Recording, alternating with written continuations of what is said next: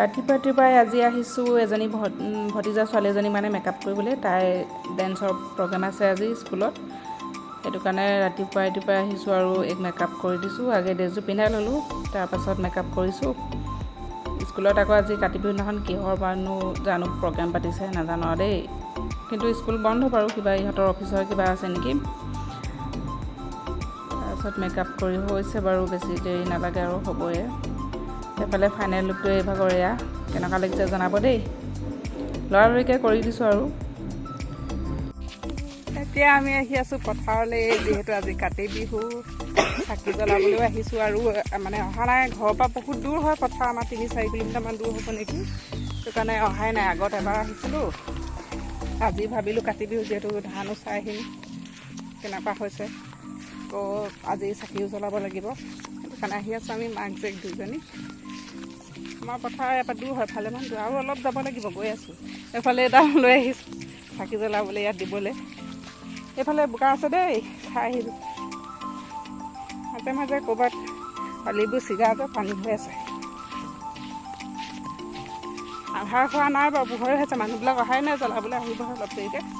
এতিয়া মানে কি হ'ল, আমাৰ দূৰ হোৱাৰ কাৰণে আমি সোনকালে আহিছোঁ, আৰু ঘৰতো আছে নহয়, চাকি জ্বলাব লাগিব, তুলসী তলত বন্তি দিব লাগিব, আছে বহুত কাম, সেইটো কাৰণে আমি সোনকালে আহিলোঁ।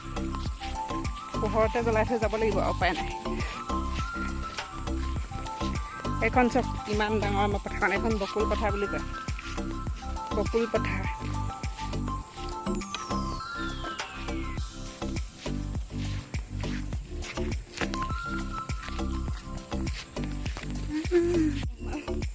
সেইফালে বেলি অস্ত যাব হৈছে আৰু মানুহবিলাক আহিছে বাৰু। সেইফালে 2-3 গৰাকীমানক দেখিছোঁ, অকণমান দূৰত আছে।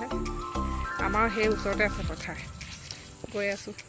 পৰে দুখ আহিব লাগে, ইমান আমনি লাগে এইডোখৰলৈ আহিবলৈ। এতিয়া দিনত বাৰু আহিবলৈ ভালেই, ৰোৱা দিনত ইমান বেয়া, আলিবোৰত বোকা মানে দি থয় যে, আলি উঠাই থয়, তেতিয়া আহিবলৈ বহুত বেয়া।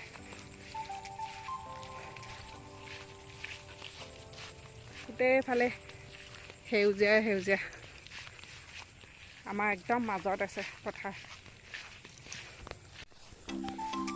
আমাৰ পথাৰ পাই গ'লোহি। এইবাৰ বৰ ভাল হোৱা নাই, কি বা হ'ল, এইবোৰ এনেকুৱা হৈ গ'ল। দুডৰামান ভাল হৈছে, দুটা ধান ওলাইছে, কিন্তু আৰু ইমান এটা ভাল হোৱা নাই। দিন আছে বাৰু, হ'লেও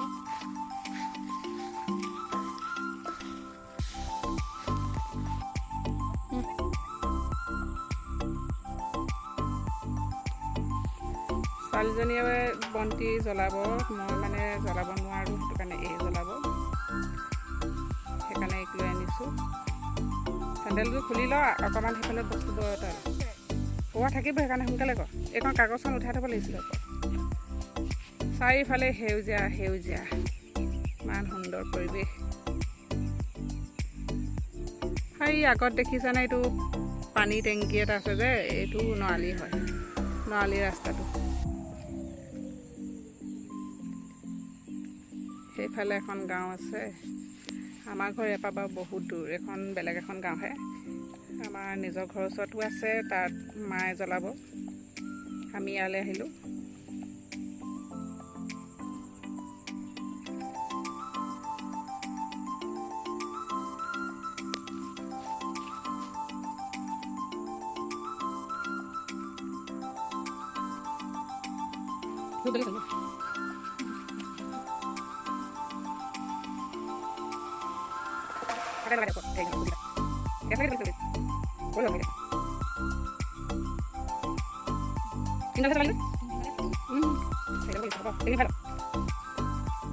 বন্তি চন্তি দিয়া হ'ল, এতিয়া আৰু যামগৈ আৰু, বেছি দেৰি নকৰোঁ ইয়াতে।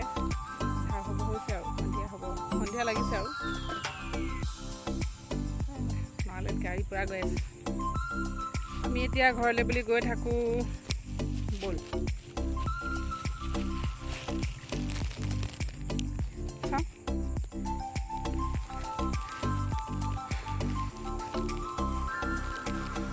ঘৰ আহি পালোহি। এইফালে ল'ৰাই অকলে টিভি চাই আছে বহি আমন জীমনকৈ। এফালে সন্ধিয়া মায়ে তুলসী তলত শৰাই আগবঢ়াইছে আৰু ধূপ চাকি জ্বলাইছে আৰু কাম আছে মা ভাগৰ কৰিবগৈ। তাৰপিছত বন্তি ভাগিন ছোৱালীজনীয়ে জ্বলাব, এই সেৱা কৰিব বা এই মানে জ্বলাইছে। আমি ভিডিঅ'ই কৰি আছোঁ আৰু ওচৰলৈ নাই যোৱা বাৰু। বন্তি জ্বলাই হোৱাৰ পিছত প্ৰসাদ ওলাব, প্ৰসাদ খাম আৰু চবেই মিলামিলিকৈ। আৰু ওচৰত আহিব, ল'ৰা ছোৱালী আছে নহয় ওচৰত, ইমান নাই বাৰু ওচৰত, সৰু ল'ৰা ছোৱালী হ'লেও 2-3টামান আছে আৰু ইহঁতকে মাতিছোঁ আৰু আহিব। এফালে বন্তি জ্বলাই লৈছে, এইফালে প্ৰসাদ ওলাইছে, প্ৰসাদ খাওঁ। দেৰি কৰিলেও সকলোলৈকে কাতি বিহুৰ শুভেচ্ছা জনালোঁ দেই।